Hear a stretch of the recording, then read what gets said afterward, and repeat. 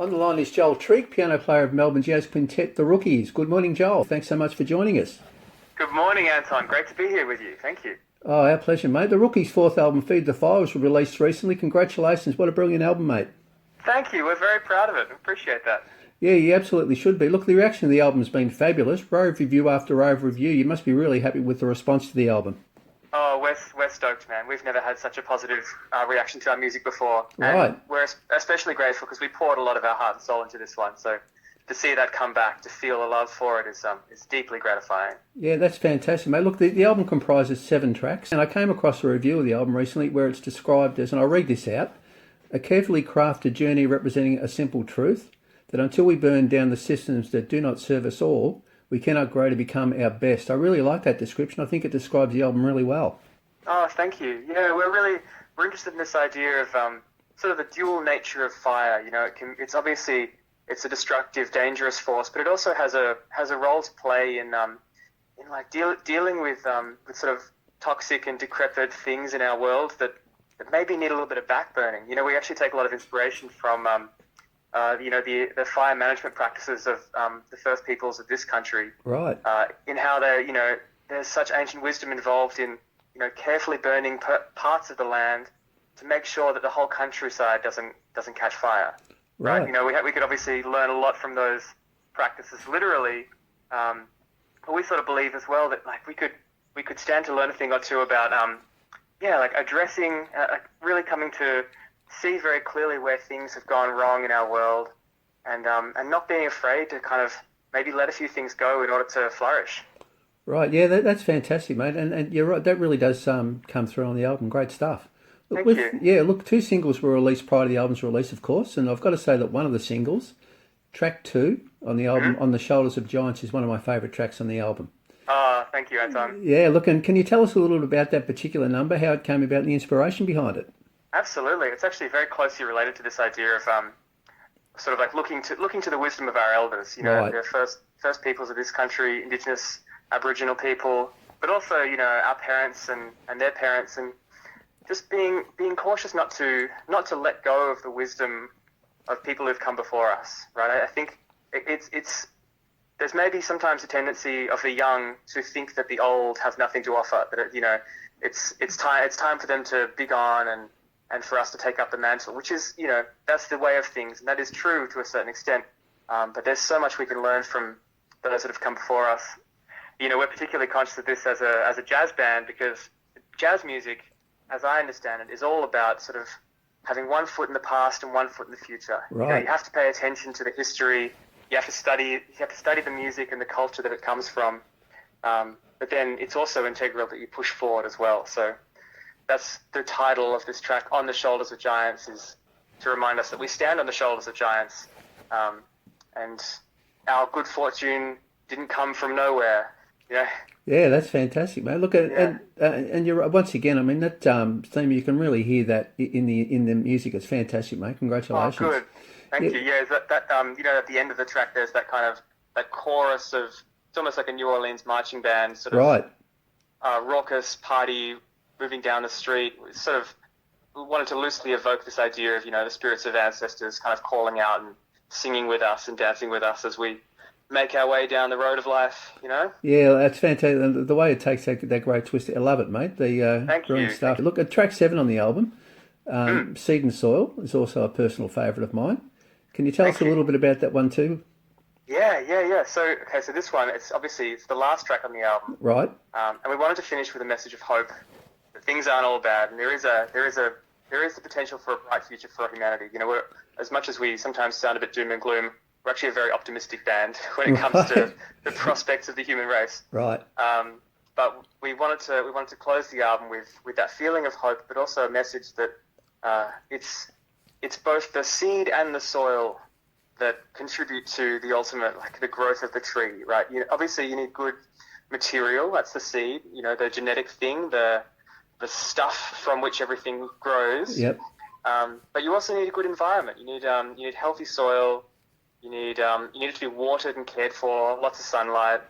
For us, that's a lot like, people are like that situation. People are the seed, and we all have this great potential in us to be wonderful things.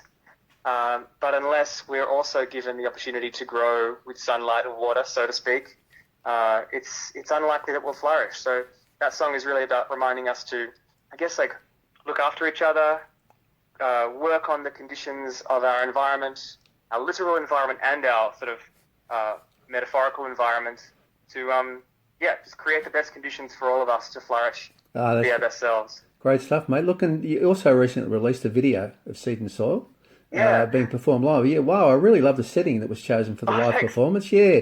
Can you tell us a little bit about that as well? Yeah, so that was filmed in the backyard of my parents' place, my family home where I grew up, and where the band still rehearses there once a week because they've got a nice big room and there's a grand piano there. So we've been rehearsing there weekly for about 5 years now. Great. And so in some way, that's our fertile ground from which we've all grown. So it kind of felt appropriate to do that, well, in a garden, obviously to emphasize the metaphor a little bit. Fantastic. And we're out among, we've got the chicken coop behind us and the compost bin on the other side. So it's all about gardening and growth, and it's also just a very pleasant, happy place. Great stuff, mate. And obviously your parents are avid gardeners, are they? They sort of... Yeah, Dad is particularly. They actually recently, they're getting on towards retirement, and they've recently bought a property down in Jellybrand near Colac. Yeah. And it's sort of an old farmland in a valley, and it's, Dad's made it his project to kind of rewild that land, return it to its natural state and make it habitable for wallabies and deer and all kinds of animals. And he's having a ball doing that. And of course that's down our neck of the woods. So great stuff, mate. Just south of Jellybrand. Yeah, brilliant. Look, we also need to mention the Newmarket Collective's contribution to the album. Oh, yeah. Yeah, look, and can you tell us a little bit about the Newmarket Collective's contribution to Feed the Fire? Certainly. So we recorded the album at Newmarket Studios, right, which is in Melbourne City. Yep. And we have a great relationship with the guy who runs it, the engineer there, Gus Hovenars. And they, as a studio, they have sort of an in-house string section, which you can hire for recording purposes. Right. And I think it's actually led by Gus's partner. We got this string quartet to play on the record, which was such a thrill for us. We had this running joke in the band. It's like, when are we gonna do an album with the Melbourne Symphony Orchestra? Keep laughing about that one, but this is the closest we've come. Yeah. Having a string quartet, which is on Seed and Soil, and it's on a couple of other tracks as well. And it adds this sort of richness and majesty and mystery to those songs. It's a beautiful addition. Yeah. I should note too, it's our trumpet player, Tom Sly. He did all the arrangements for the strings. Right. Yeah. Well, he's done a great job. Skill of his. Yeah. Fantastic. Yeah. Look, the band recently played a couple of album launch shows for Feed the Fire. The one in Beechworth in country Victoria.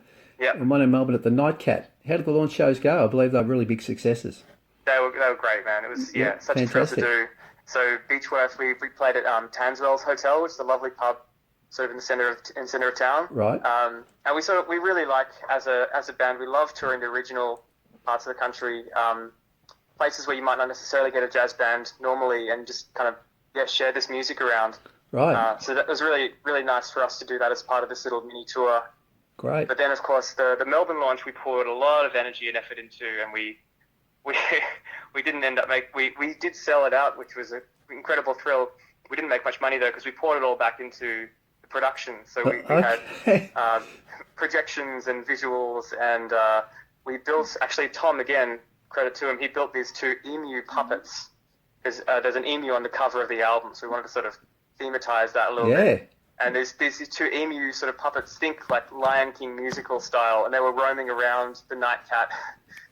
Incredibly bizarre. Yeah, it's great. And we had a couple of great support bands, and we actually expanded our own ensemble to add, 4 extra horn players. Wow.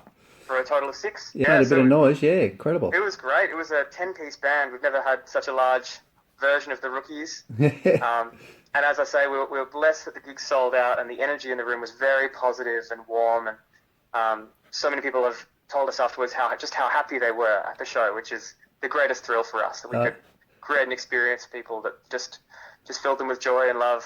That's what we're about, really. Oh, that's great, mate. Look, and I'm so disappointed I didn't go. I should have That's all gone. right. That's what I'll come to one of the shows in the future. Absolutely fantastic. Yeah. I Well, really look forward to it. if you're ever in town on a Wednesday night, that's when we do our. That's kind of the heart and soul of what we do is this weekly residency. It's on Brunswick Street in Fitzroy. That was going to be my next question. The the residency, the Rook's Return.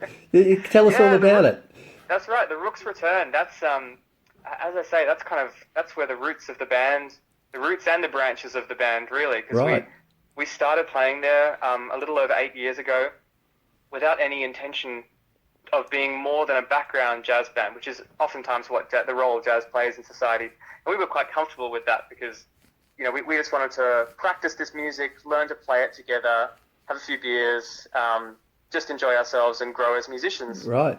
But what happened over the course of over the long years is people just started coming to see us more and more, and it became more of a fixture and a feature of the night. To the point where now we have this big crowd of people come and pack into this small bar every Wednesday. Great. It's wonderful. It's free, so it's super accessible, and we're very passionate about making music accessible to people. It's right on the front bar, and the doors are open, so the music spills out into the street. You can kind of hear it from a few blocks around, bouncing off the walls of the buildings, and it's a warm, welcoming, inclusive environment where. You can sit in the back and kind of have a conversation, or you can get up and dance. But the energy is really positive, and we're incredibly grateful to still be doing that 8 years later. 8 years, that's fantastic, mate. Look, and I've got to say that's it's described to me as the stuff of legends, so that's a pretty big role. Oh, thank you. Fantastic, mate. Look, in addition to your residency at the Rook's Return, does the band have any other upcoming shows in the pipeline that we can look forward to? We've been talking about it recently, and we kind of feel like we want to, consolidate our energy and efforts a little bit and actually just focus on this residency. Right. In the past, we've actually had other residencies in addition to the Rook's Return. We played at the Jazz Lab in Brunswick for many years as well. And we're just feeling like we want to focus ourselves a little bit more and make sure that we're putting as much as we can into the Rook's Return. Fair enough.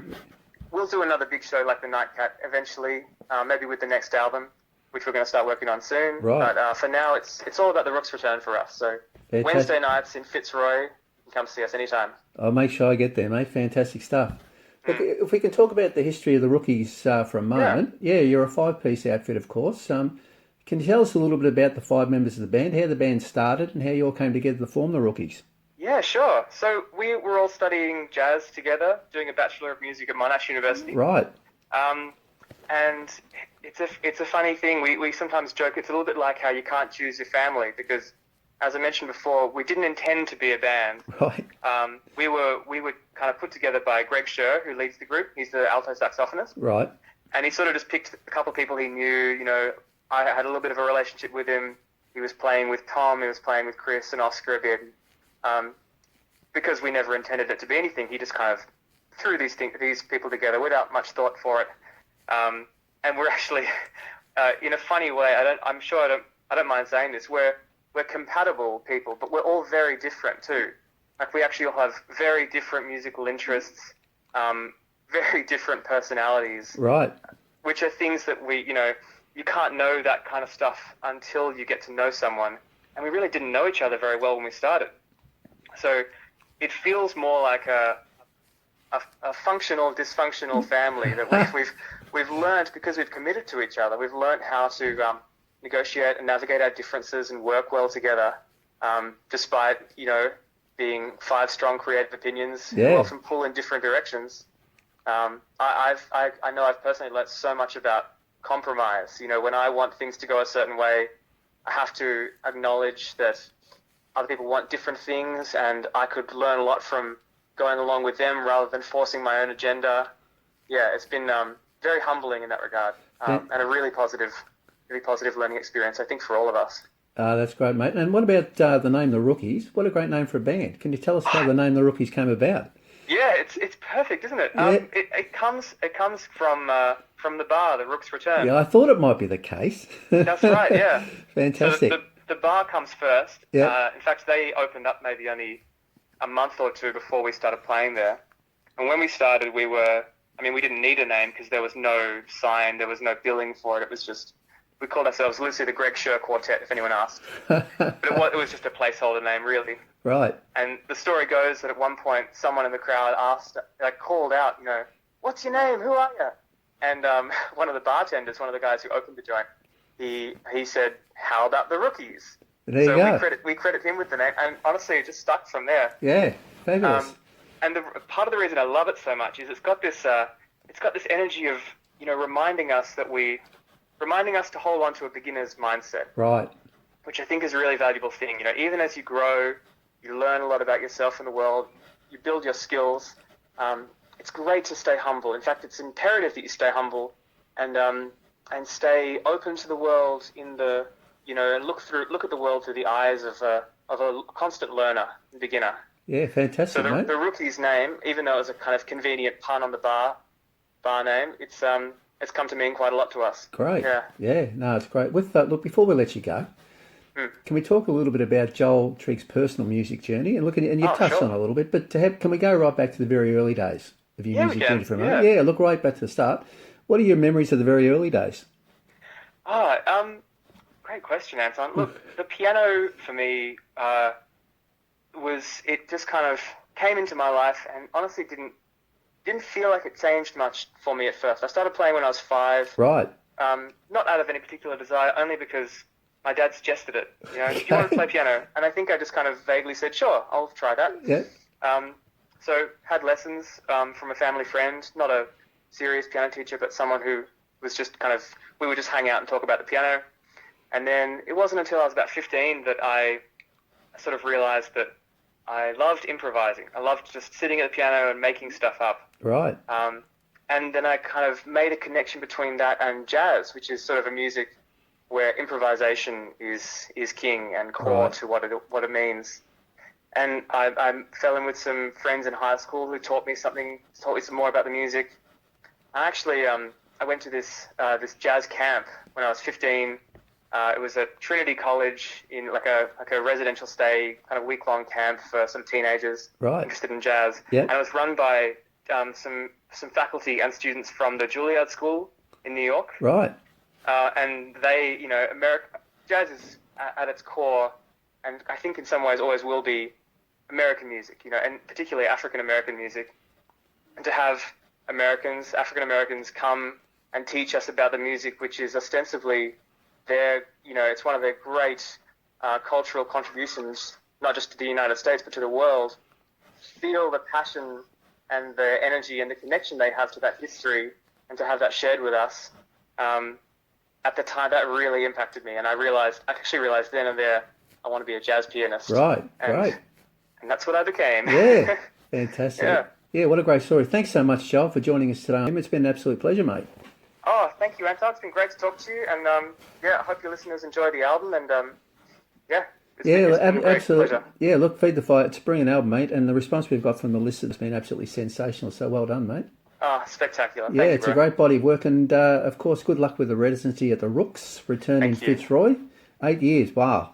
Yeah. So probably we'll still be talking about it in another 8 years, mate, the way it's... we hope so. Yeah. Fantastic, mate. We'll have to catch up again soon. Thanks so much, Joel. Awesome. Good on you, man. Hey, please say hi if you're ever in town. Wednesday nights. We'd love to see you there. Will do, mate. Thanks a lot. All right. See you. Cheers, mate. Bye. Bye.